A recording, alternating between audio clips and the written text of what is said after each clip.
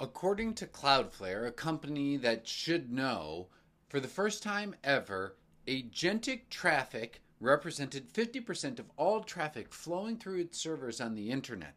But what's really crazy is that agentic traffic could be 1,000 times more than human traffic 5 years from now. And that's not because human traffic is going down, it's just that agentic traffic is going up so much. That is the broader story behind what is happening with Cloudflare today. The company reported earnings after the market closed, and shares are up more than 16%.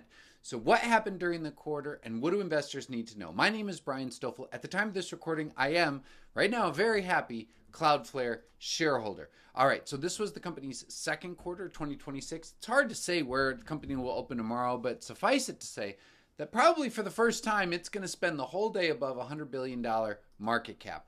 Revenue grew 36%. It's been accelerating for a while now. That came in ahead of analysts and management's expectations. 29 cents per share was up 38%, and again, beat by 2 pennies what the analysts and management were expecting. All right, now, prepare yourself, steel yourself for this, because this is the part where it might get confusing. Woo! Ugly, ugly, ugly, ugly. That is what I see when I look at these margins. You see gross margins going down. Operating margins were already negative and got worse. Same thing for net margins. Now, a couple things that's worth noting in here. First, gross margins actually increased sequentially. This is year over year, but sequentially for the first time in a number of quarters. And that, in general, is good news. Also, the company does have lots of stock-based compensation. That obviously dilutes shareholders, but it doesn't hurt the cash balance as much as these margins make you believe. And the company had some rather significant restructuring charges because they laid off a bunch of workers a quarter ago. So if we take non-GAAP margins, I just want to point out that there is still a decline in gross and operating margins, although that decline in operating margins is much less painful, and they are positive on a non-GAAP basis, and the net margins actually increased. Free cash flow increased, although it's still very small. That net income there, that is on a GAAP basis. So that includes the stock-based compensation and such. That was down. And the balance sheet's in pretty good shape. It's got a net cash position of about $1 billion. Let's go down the income statement. And because the company only prints an income statement on a GAAP basis, we're going to look at this on a GAAP basis.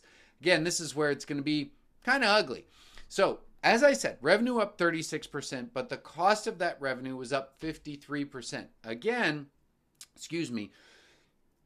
these did improve sequentially, but year over year, not so much. So 36% revenue growth, but 53% cost of revenue growth. That's why it's coded red. You don't want it growing faster than your revenue, which is why gross profit only grew 30% as opposed to 36 plus if those gross margins were expanding.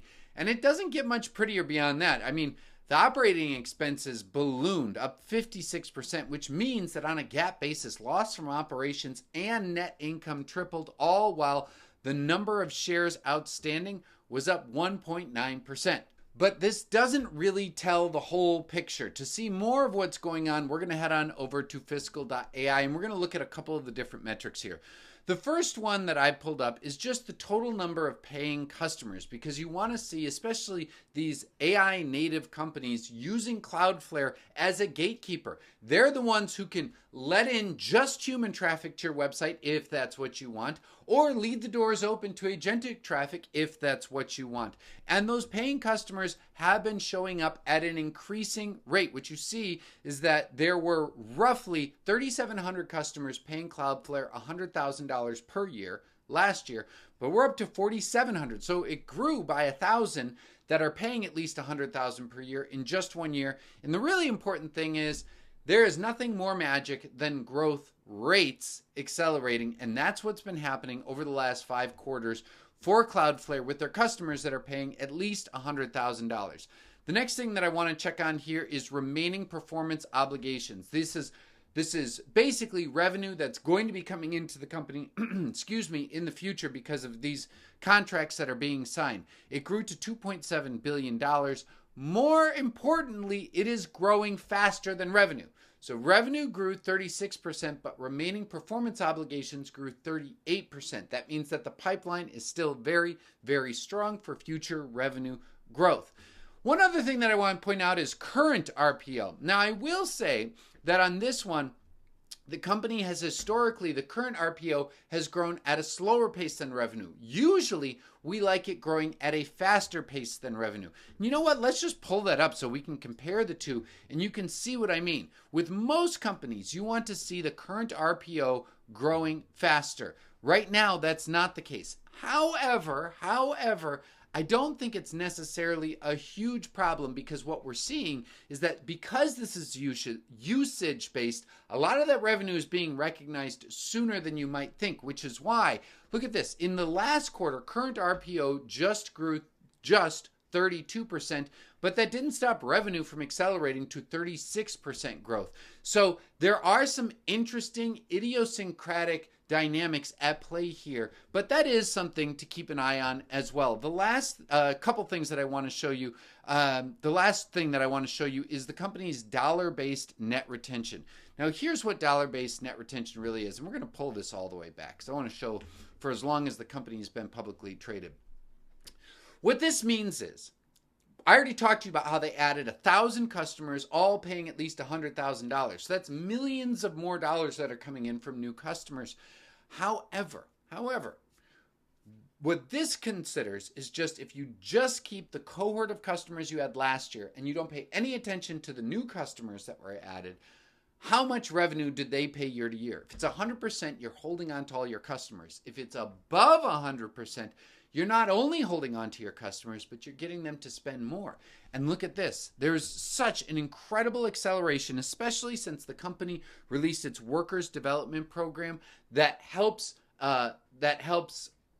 create platforms for agentic traffic. This has really accelerated, and it re-accelerated this quarter back up to 120%. Speaking of that workers development platform, the company said there are now 7.4 million developers on the platform, and importantly, 2 million joined just this quarter, more than all of last year altogether. So there was a lot of things to like about this quarter. What about looking forward? Well, when management gave their guidance, they are guiding for 31% revenue growth in the current quarter. Analysts were just hoping for 29%. And to be honest with you, if they beat by $30 million, which is how much they beat by this past quarter, then we're looking at 36% growth, which means that that revenue growth rate just keeps accelerating. Guidance for earnings per share, non-GAAP basis, were 2 cents better than what analysts were expecting. What should shareholders watch moving forward?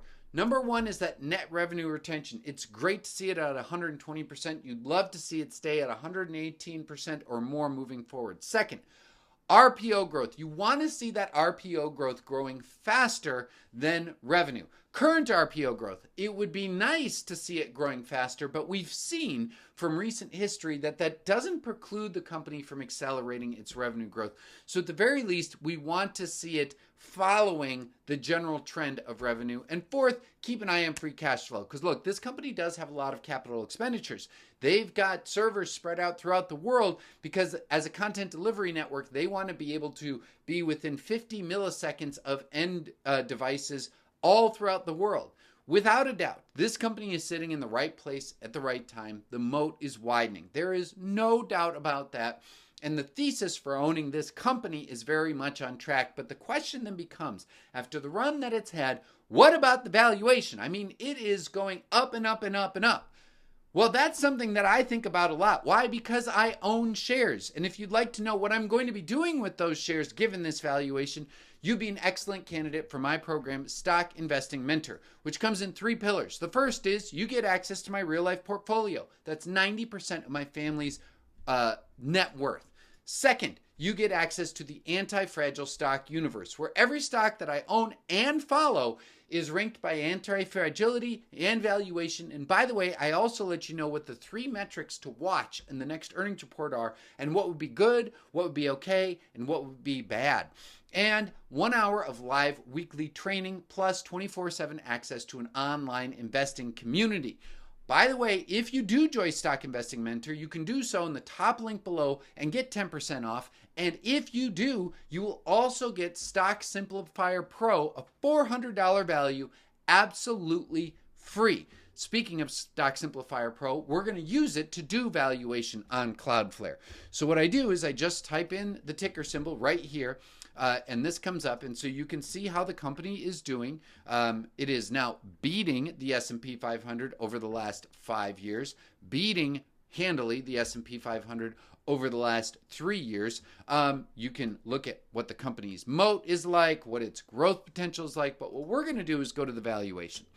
So if we look at this company on a price to free cash flow basis, it looks insanely expensive. 300 times trailing free cash flow. Look at price to sales, 40 times sales. Price to gross profit, 55 times gross profit. Holy moly. Let's look at this, though, from a reverse discounted cash flow perspective, because I think that might help us get a greater idea for what's going on. So what we've got to do first is set a terminal growth rate. I'm actually going to give Cloudflare a 4% terminal growth rate for 2 reasons. One, I believe that when you've developed on the workers development platform, when you have all of your traffic going through Cloudflare and you've got both your content delivery and you've got some level of cybersecurity with Cloudflare, you're not going to rip it out. They have a moat. They also have a very long growth runway ahead of them. So I feel comfortable giving them a 4% terminal growth rate, a 10% discount rate, because I want to see what is now the revenue growth rate that's assumed to be a market matching investment. And 10% is what the S&P 500 normally returns. All right. So right now, free cash flow margin sitting at about 14%. But we know, because management has said, that they believe that they can have free cash flow margins of 25% plus in the future. Let's just be generous and give them 27% free cash flow margins. It's 25% plus. You might disagree, and when you sign up for Stock Investing Mentor, you can change this to whatever you might like. But if they do that, then what that means is revenue needs to grow by 33% per year for 10 years in order to justify this stock price. 33% per year for 10 years. What do we think about that? Is that a reasonable assumption or is that unreasonable? Well, it is worth noting that over the last 18 months, the revenue growth rate has inflected and has re-accelerated, which is like magic. Now, analysts are expecting that to decelerate, although decelerate just to 27%. But if the bar that we have to reach is 33%, then that looks quite stretched. And in fact, we can move it up a little bit more from there, because if we look at those analyst estimates, what we can see is they are usually underestimating. For instance, when analysts started estimating how much will Cloudflare bring in this year in 2026, they said 2.6 billion. They ended at 2.8. So those are small steps up, not huge steps up. Let's be incredibly generous and say, I think over the first 3 years, they could grow at 30%. The thing is that they still need to grow at a 34% rate from year 4 through year 10 in order to justify this stock price. The bottom line is this is a price, and I'm a shareholder myself, and I have been for most of this ride. I mean, you look back at this, I've owned it since way back here. It's been a phenomenal investment. But this valuation is stretched. There is no doubt that this is an anti-fragile company.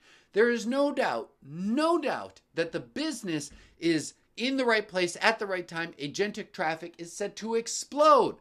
But there is also no doubt that basically they need to grow at 30% plus for a decade to justify this stock price. And don't forget that they're diluting shareholders. That is very expensive. And so that's what I'm going to be considering moving forward about what to do with my own position.